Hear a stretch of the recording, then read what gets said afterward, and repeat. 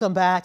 As students are finishing up their summer reading, the Associates of the Boston Public Library is helping a new writer complete a literary work. Each year, the organization sponsors and supports a new young adult or children's book author as their writer in residence. Writers who've gone through the program have produced dozens of titles, including Natalie Anderson's City of Saints and Thieves, a thriller about a young refugee from the Congo who vows to reveal the truth behind her mother's murder. Jennifer De Leon's Don't Ask Me Where I'm From, a story of a Metco student's challenges and some of her own family's deep secrets. And Autumn Allen's All You Have to Do, a gripping novel about two black men attending prestigious schools nearly 30 years apart, and yet both navigate similar forms of racism. Joining us now is this year's writer-in-residence, Isis Cano Santiago, and Vice Chair of the Board, Usha Pasi, who is also the co-chair of the Writer-in-Residency program. How are you both? Good, how are you? Good to see you, good to see you. So, Isis, your proposed book is called A Hypochondriac's Guide to Love. What is it all about? Yeah, so my story tells the story of two Latinx teens growing up in 1990s Miami. They both are struggling with separate mental illnesses and trying to navigate, coming of age, going to college, various things that young adults go through. Mm-hmm. So, teen mental health in communities of color is topical right now. How has your background influenced your work? What made you decide to make that the backdrop for the book? Yeah, so as a young person, I also struggled with mental illness growing up. And growing up in the Latino community, mental illness is highly stigmatized. There needs to be more awareness, there needs to be more resources for the community. So I really felt it was important to write a novel that talks about my own experience with that and could also serve as a resource for greater mental health awareness. And gives voice to others who might be going through the same thing. Mm-hmm. Very important. So Usha, there were more than 200 submissions to become the next writer-in-residence. What was it about Isis's proposal that made her stand out? Well, it's a situation of riches at the Boston Public Library with our applicants, but Isis's proposal was moving. It was a very meaty story. We really liked the fact that she was looking at issues of mental health in Latinx communities, and her personal statement was extremely strong.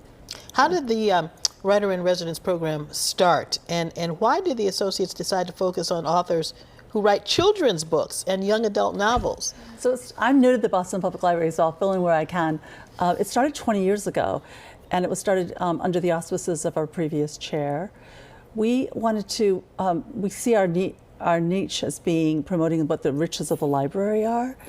And we had looked at other programs around the country and thought this would be an extraordinary thing to add to the library's offerings. So we looked at the New York Public Library among other institutions. Mm-hmm. Isis, what is the most challenging part of writing this novel? And how do you think the residency is going to help you with that? I mean, I work here in television. I write short little things. You're writing a book. Talk about the process. Yeah, so I have always loved to write ever since I was a young kid. I, like all writers, do struggle with the writing process from time to time. I face writing blocks, but I really do think that being the writer-in-residence will really help me strengthen my manuscript for publishing. It's great to have the support from the associates and to be able to meet other people in the industry who will be able to provide guidance that I wouldn't otherwise have access to, and I'm just really looking forward to that. What kind of guidance and or feedback are you anticipating receiving, or have you received so far? Yeah, so I've gotten feedback from a literary agent who was part of the board that selected me. That was really helpful about my manuscript. I've been working with an author. Her name is Lakensia Kemp. I knew her from a previous program called the Las Musas Mentorship Program, and she's been really helping me with my manuscript, making sure that it's industry appropriate, that it's, that my characters are strong and dynamic, and that's been really helpful. And then through this program, I'll be able to get some access to editing as well. So, in high school English, they taught us if you're going to write a paper, you have to write an outline. You have to do sub this and sub that. But what's the structure of writing a book? How do you go about creating that structure? Yeah, so I think a lot of writers talk about what's called planning versus pantsing.